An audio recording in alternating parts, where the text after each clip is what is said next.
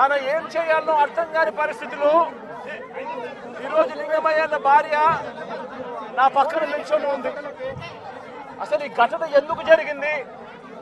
రాష్ట్రంలో ఉన్న పరిస్థితులు ఏమిటి?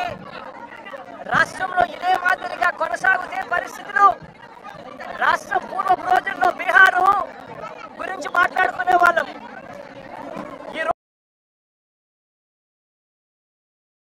ఉన్న రాష్ట్రంలో ఉన్న పరిస్థితులు చూస్తే ఈ బీహారు ఇటువంటి రాష్ట్రాలన్నీ ఎక్కడికో పోవాలి.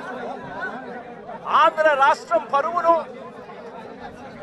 దేశంలో కన్నా కూడా రోడ్డును పడేసిన పరిస్థితులు ఈ రాష్ట్రంలో ఈ రోజు చంద్రబాబు నాయుడు గారి పరిపాలనలో కనిపిస్తా ఉన్నాయి.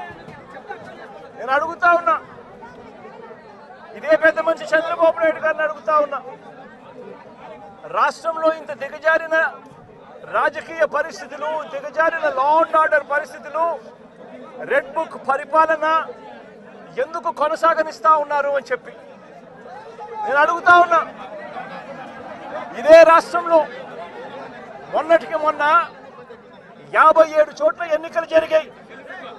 ఈ 57 చోట్లకు జెడ్పీ చైర్మన్లు ఎన్నుకునే కార్యక్రమం కానీ, ఎంపీపీ వైస్ ఎంపీపీలను ఎన్నుకునే కార్యక్రమం కానీ, కోఆప్షన్ సభ్యులను ఎన్నుకునే కార్యక్రమాలు కానీ, ఉప సర్పంచ్ ఎన్నుకునే కార్యక్రమాలు కానీ, వీటి అన్నింటిలోనూ కూడా 57 చోట్ల రాష్ట్రంలో ఎన్నికలు జరిగితే 7 చోట్ల చంద్రబాబు నాయుడు గారికి వాతావరణం సరిగ్గా లేదు అని, తాను గెలిచే పరిస్థితి ఎక్కడా కూడా కనిపించడం లేదు అని, ప్రలోభాలు పెట్టడానికి ఇంకా సమయం కావాలి అని ఏకంగా 7 చోట్ల ఎన్నికలు చంద్రబాబు నాయుడు గారు పోస్ట్పోన్ చేయించారు. మరో 50 చోట్ల ఎన్నికలు అనివార్య పరిస్థితుల్లో, ఇక జరగక తప్పని పరిస్థితిలో, అంటే చంద్రబాబు నాయుడు గారు ఎంత భయపెట్టినా, ఎంత ప్రలోభాలు పెట్టినా కూడా ఎవరు కూడా లొంగని పరిస్థితి కనిపించిన నేపథ్యంలో ఎన్నికలు జరపక తప్పని పరిస్థితిలో జరపాల్సి వచ్చింది. నేను అడుగుతా ఉన్నా, ఈ 50 చోట్ల ఎన్నికలు జరిగితే ఏకంగా 39 చోట్ల వైఎస్ఆర్సీపీ గెలిచింది. నేను అడుగుతా ఉన్నా ఇదే పెద్ద మనిషి చంద్రబాబు నాయుడు గారిని, ఈ 57 చోట్లైనా కూడా చంద్రబాబు నాయుడు గారికి బలం లేదు. గెలిచిన వాళ్ళంతా వైఎస్ఆర్సీపీ సభ్యులు, వైఎస్ఆర్సీపీ బీఫామ్ మీద గెలిచిన సభ్యులు, వైఎస్ఆర్సీపీ టికెట్ మీద గెలిచిన సభ్యులు, వైఎస్ఆర్సీపీ ఫ్యాన్ గుర్తు మీద గెలిచిన సభ్యులు. మరి ఇలాంటి చోట చంద్రబాబు నాయుడు గారికి బలం లేదని తెలిసి ఎందుకు చంద్రబాబు నాయుడు గారు హింసను ప్రోత్సహిస్తూ, ప్రలోభాలను ప్రోత్సహిస్తూ, భయపెట్టిస్తూ, పోలీసులను తన దగ్గర పనిచేసే వాచ్మెన్ల కన్నా హీనంగా కూడా వాడుకుంటూ ఎందుకు చంద్రబాబు నాయుడు గారు ఇంత దిగజారిన రాజకీయాలు ఎందుకు చేస్తా ఉన్నారు? చంద్రబాబు నాయుడు గారిని అడుగుతా ఉన్నా.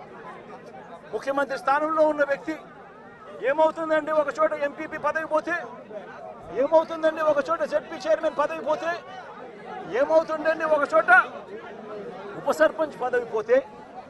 నేను అడుగుతా ఉన్నా ఇదే పెద్ద మనిషి చంద్రబాబు నాయుడు గారి. ముఖ్యమంత్రి కాబట్టి, అధికారంలో ఆయన ఉన్నాడు కాబట్టి, రాష్ట్రంలో ఏ పదవైనా కూడా తనకు బలం లేకపోయినా కూడా, తనకు సంఖ్యాబలం లేకపోయినా కూడా, తాను ముఖ్యమంత్రి అన్న అహంకారంతో ఏ పదవైనా కూడా నాకే కావాలి, ఏ పదవైనా కూడా నేను దౌర్జన్యం చేస్తాను అని చెప్పి లా అండ్ ఆర్డర్ను పూర్తిగా నాశనం చేసిన పరిస్థితుల మధ్య ఈరోజు రాష్ట్రంలో పరిపాలన సాగుతూ ఉంది. ఇదే పెద్ద మనిషి చంద్రబాబు నాయుడు గారిని అడుగుతా ఉన్నా, ఇదే రామగిరిలో ఇదే మండలంలో ఎంపీపీ ఎన్నికకు సంబంధించి ఎంపీపీ ఎన్నికకు సంబంధించి నోటిఫికేషన్ ఇచ్చారు. 10 మంది ఎంపీటీసీ సభ్యులకు గాను ఇక్కడ వైఎస్ఆర్సీపీ 9 మందిని గెలిచింది. 9 ఎంపీటీసీలు వైఎస్ఆర్సీపీ అయితే కేవలం ఒకే ఒక్క చోట తెలుగుదేశం పార్టీ గెలిచిన పరిస్థితులు.